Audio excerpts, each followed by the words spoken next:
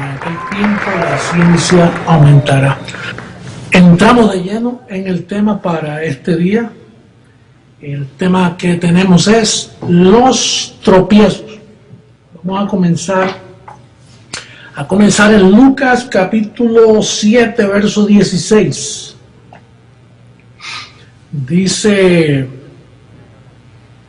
y todos tuvieron miedo y glorificaban a Dios, diciendo: un gran profeta se ha levantado entre nosotros, y Dios ha visitado a su pueblo. Y se extendió la fama de él por toda Judea y por toda la región de alrededor. Ante esta situación, Juan el Bautista ya estaba en su ministerio terrenal, preparando el camino. Dice: los discípulos de Juan le dieron las nuevas de todas estas cosas, y llamó Juan a 2 de sus discípulos, y los envió a Jesús para preguntarle: ¿eres tú el que había de venir, o esperaremos a otro? Cuando los hombres vinieron a él, dijeron: Juan el Bautista nos ha enviado a ti para preguntarte: ¿eres tú el que había de venir, o esperaremos a otro? En esa misma hora sanó a muchos de enfermedades y plagas y de espíritus malignos, y a muchos ciegos les dio la vista. Y respondiendo Jesús les dijo: id, haced saber a Juan lo que habéis visto y oído. Los ciegos ven, los cojos andan, los leprosos son limpiados, los sordos oyen, los muertos resucitados, y a los pobres es anunciado el Evangelio. Y bienaventurados aquel que no halle tropiezo en mí. Yo decía para mí, qué bueno es tener gente sabia como Juan el Bautista, que él dijo: mira, yo no tengo que ir, yo lo que necesito, mi reposo en saber quién es él, es unas señales que el profeta Isaías dijo que cuando el Mesías viniere haría estas cosas. Él a los ojos le daría la vista, y los mudos hablarían, los cojos andarían. Qué bueno es tener gente que busque estas evidencias, porque fíjate, Jesús a veces hacía cosas que no eran lo correcto para los ojos religiosos de aquellos días. Por ejemplo, ustedes saben que a veces los fariseos decían: pero si este fuera el escogido de Dios, ¿cómo puede estar bebiendo aquí con los publicanos y comiendo con estos comelones? ¿Cómo puede acercarse a una mujer samaritana que tiene 7 maridos, que no es de buena reputación? ¿Cómo puede sanar a este tipo de personas? ¿Cómo puede estar entre ellos? Porque si Juan el Bautista le prestaba atención a eso y no a las señales que él estaba haciendo, cometía un grave error. Por lo tanto, tan pronto él supo que él tenía esas credenciales, entonces ya Juan sabía a qué atenerse. Y ya yo sé que el Mesías está entre nosotros. Dice: si todo esto ocurrió, esta fama de Jesús ocurrió no cuando nace. Nosotros ahora leemos el nacimiento de él, y entonces se hay una experiencia mística de todos esos años cuando María tuvo al bebé. No, él pasó desapercibido por 30 años. A los 30 años, ya él estaba allí, nadie sabía quién era él. A los 30 años es que ocurre una experiencia que me llamó mucho la atención, porque allá en Lucas capítulo 3, versos 21 al 23, mira qué interesante este capítulo. capítulo 3, versos 21 y 22. Dice: aconteció que cuando todo el pueblo se bautizaba, también Jesús fue bautizado, y orando el cielo se abrió y descendió el Espíritu Santo sobre él en forma corporal, como paloma. No es que es una paloma, sino bajando en forma corporal como paloma. Y vi una voz del cielo que decía: tú eres mi hijo amado, en ti tengo complacencia. En otras palabras, el Espíritu Santo vino en forma corporal y se integró. Ahí comenzó el llamamiento. Jesús viene del linaje de David y de Jesse. Él viene de ese linaje, pero hasta que eso no sucedió, él no despertó a su ministerio. Y digo esto porque a veces las cosas se repiten tanto. En el caso mío así fue. Él vino y yo lo vi.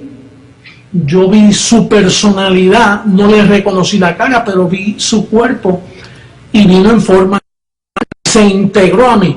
Naturalmente aquí fue un bautismo porque antes de la cruz eso es lo que había, rudimentos de bautismo. En el caso mío se hizo por visión.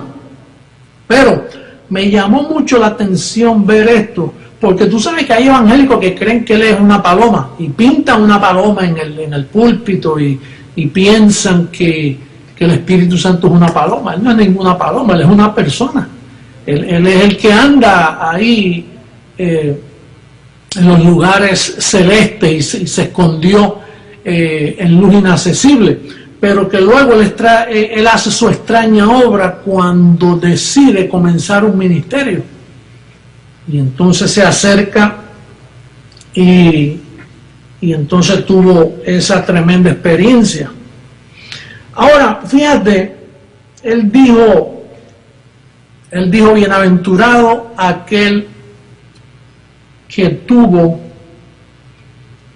él dijo en el verso 23, bienaventurado o bendecido es aquel que no haya tropiezo en mí. Por las evidencias que hablamos antes, era fácil encontrar tropiezo en él.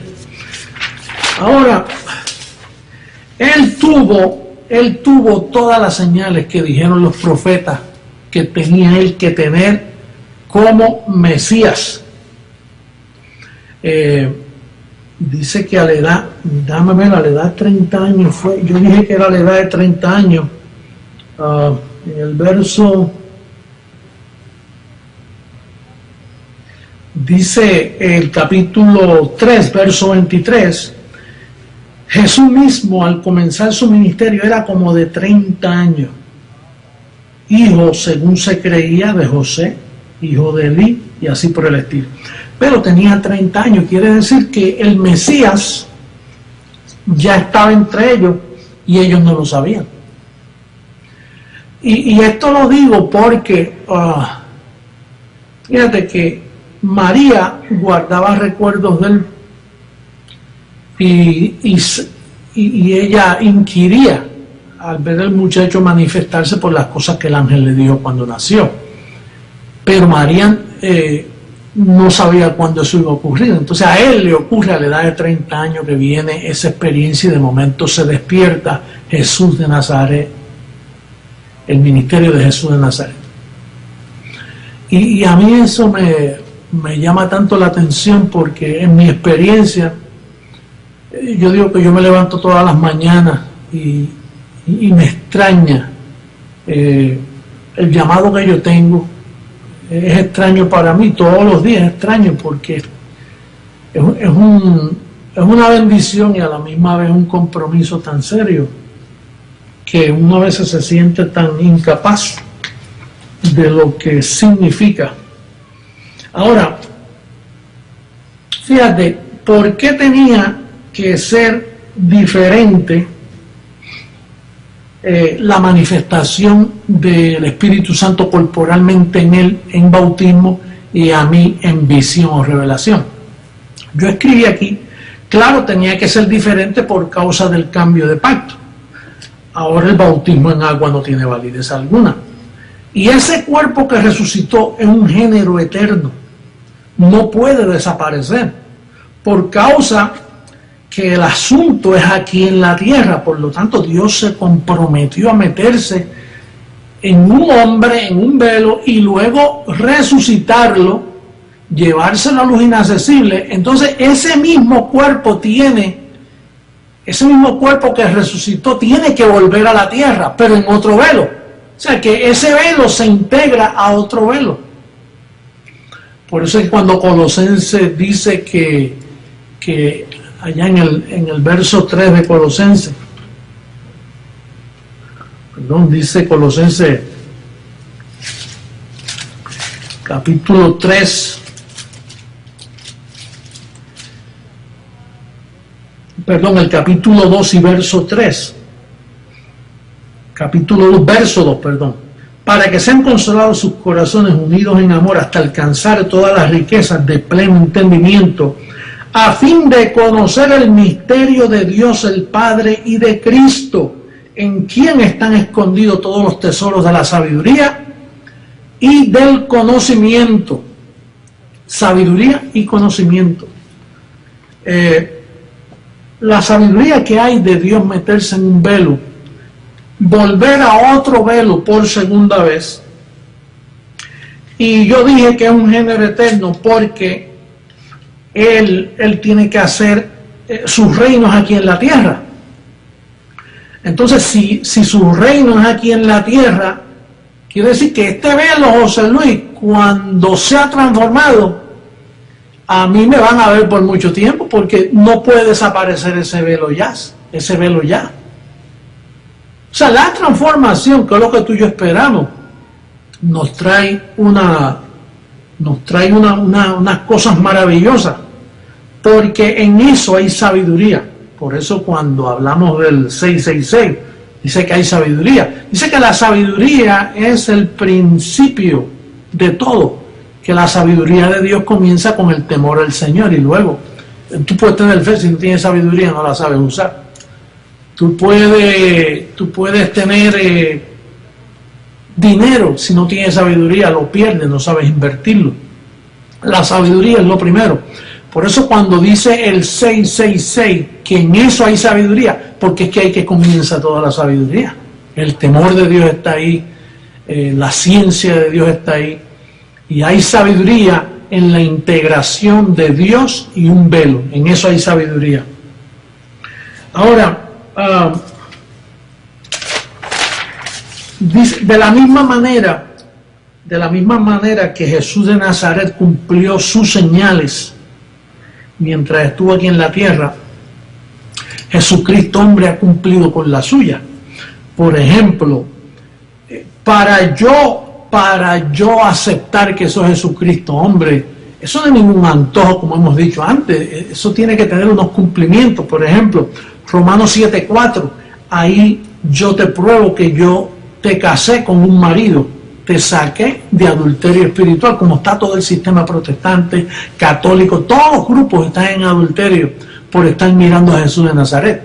Yo quité los ojos de ti, quité los ojos de Jesús de Nazaret en ti, para que tú los pusieras en el resucitado, y ahí te casé con un solo marido.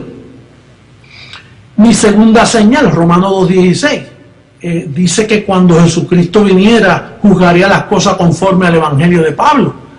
Así que ahí, esa es mi segunda señal. Tercera señal, 1 Corintios 4:5, dice que cuando Él venga, Él pondrá toda la luz. Yo he cumplido con eso. Romanos 16:25, una confirmación en él, aquel que puede confirmarlo según mi Evangelio.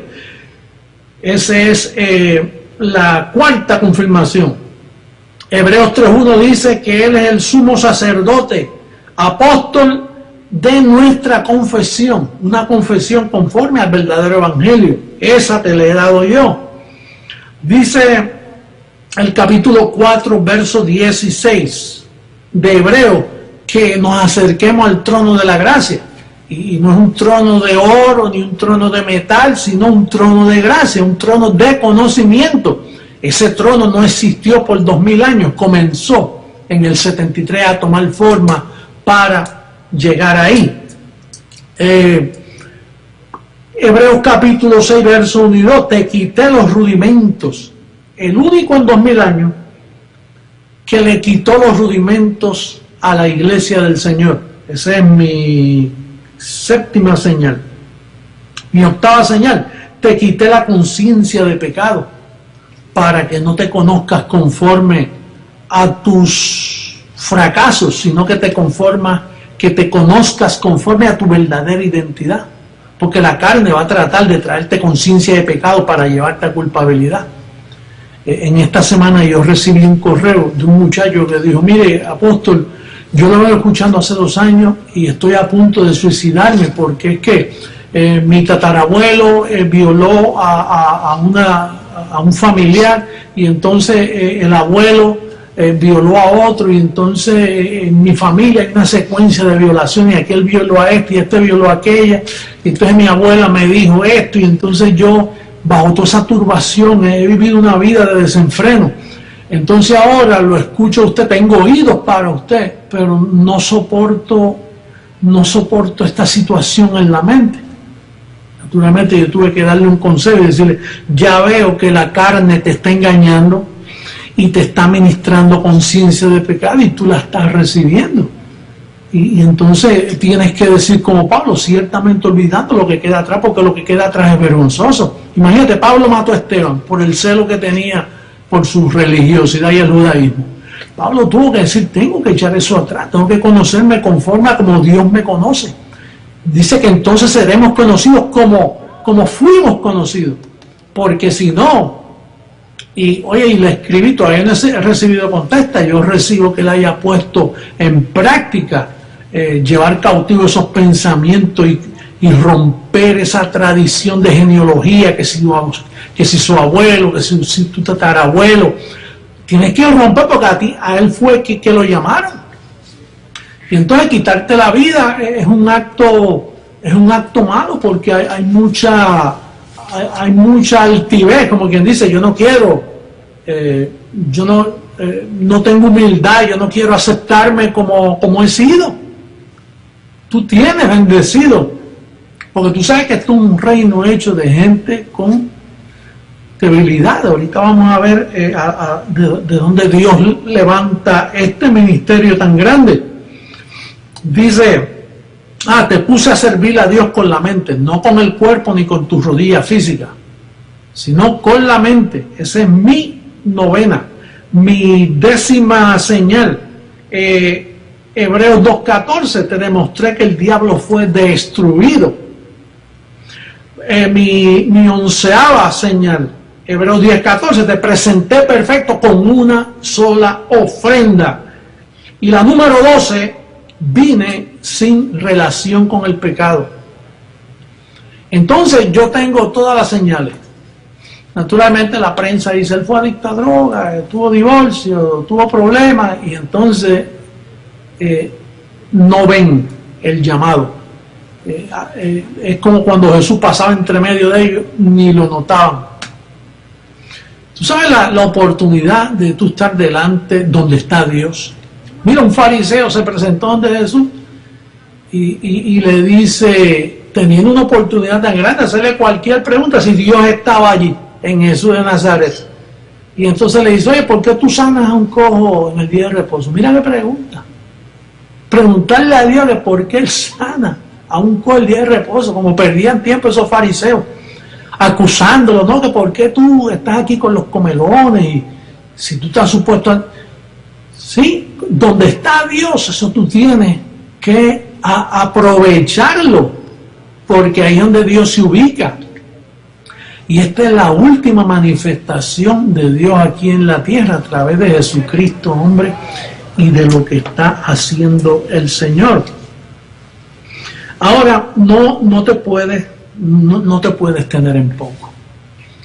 No puedes tenerte en poco, bendecido. Tú sabes que primera carta a los Corintios, y tienes que tener humildad para aceptar esto, porque primera carta a los Corintios dice de dónde Dios iba. ¿Te recuerdas que una vez Jesús de Nazaret dijo, los ladrones y las prostitutas obvían al reino de los cielos? Y no que todos sean prostitutas y todos sean ladrones. Pero mira, yo fui ladrón y fui el primero que entré al reino, porque a mí fue el primero que me alumbraron.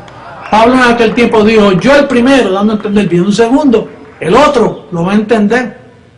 Y él dijo, los ladrones y las prostitutas os entran al reino de los cielos. Ahora, dice, primera carta a los Corintios, capítulo 1, verso 23, dice, pero nosotros, primera,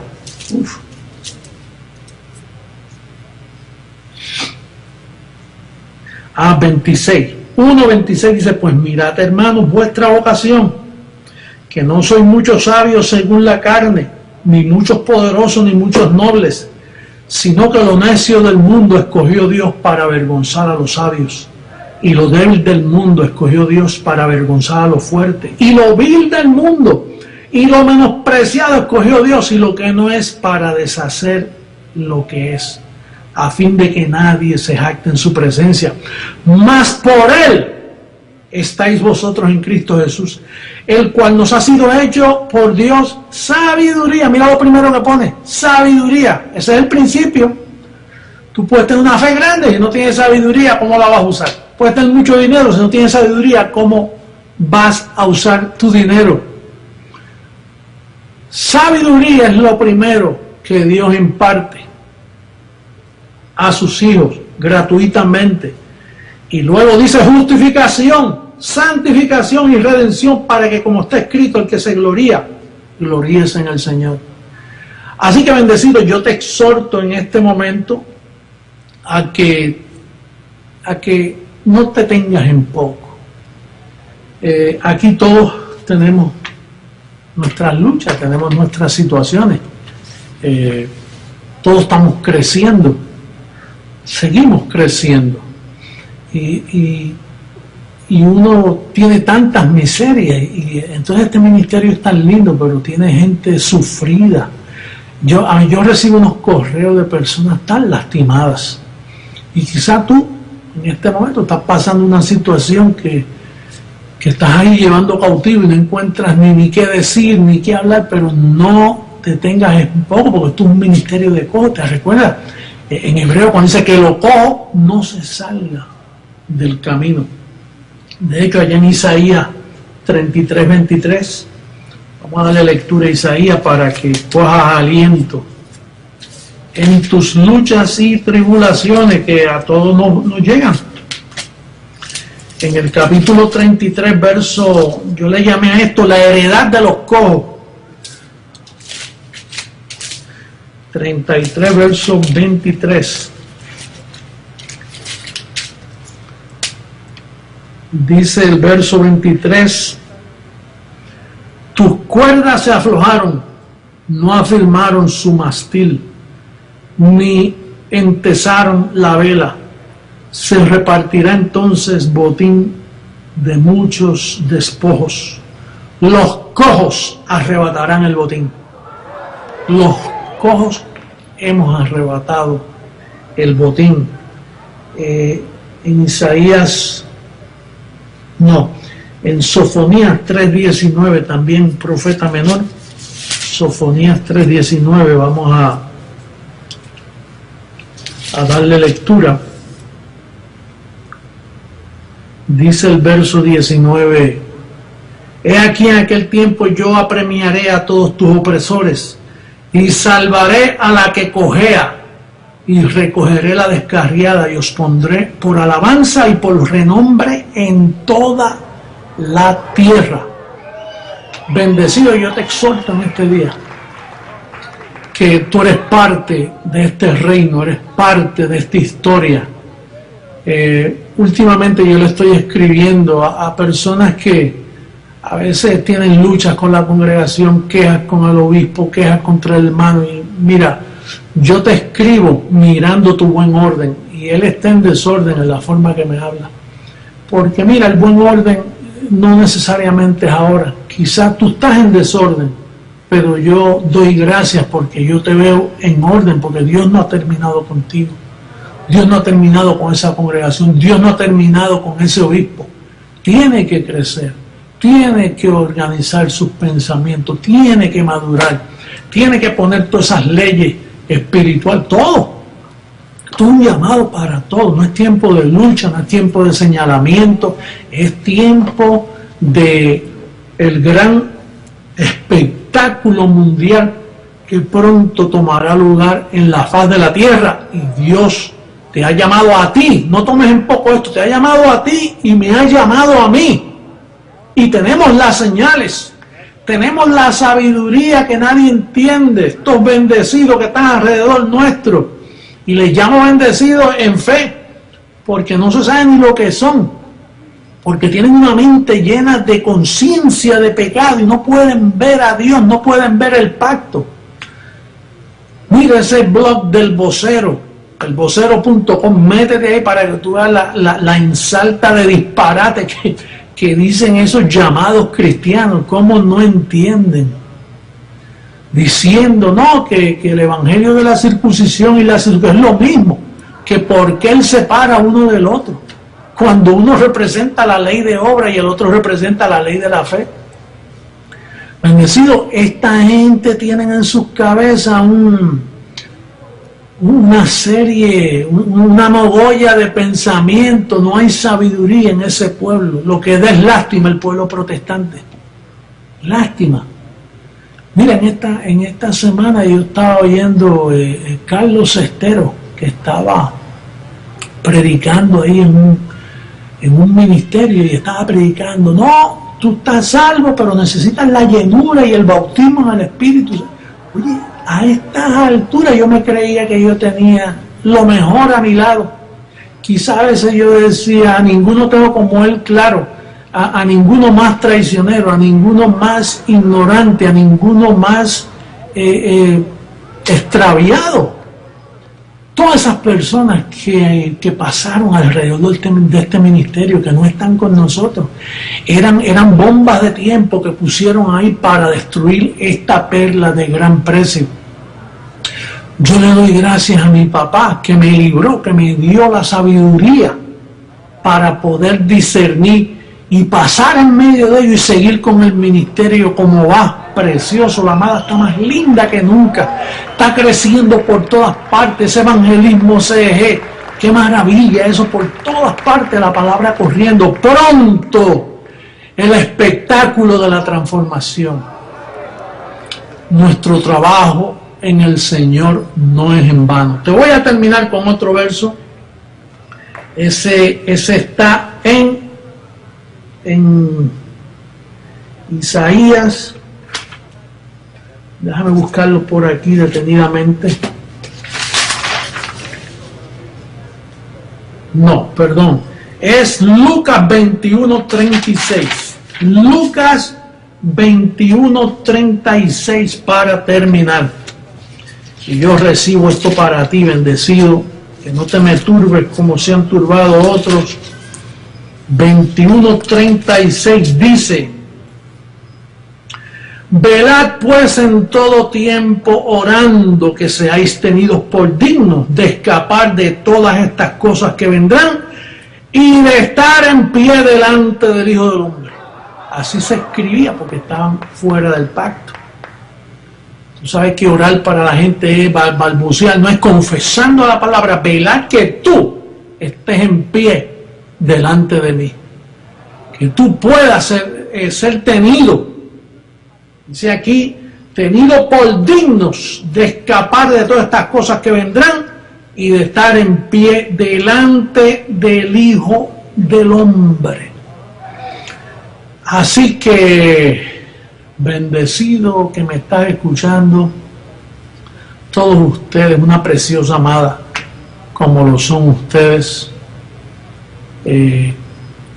yo recibo que la sabiduría se manifiesta cada vez más en ti y que los ojos no se salgan del camino y que estás creciendo en gracia y que estás ahí, mira, con todo como soldado, como atleta, oye, como agricultor sembrado. No violes ese principio, bendecido, que esos principios de dar y recibir son los que nos llevan a esa prosperidad que papá nos ha garantizado.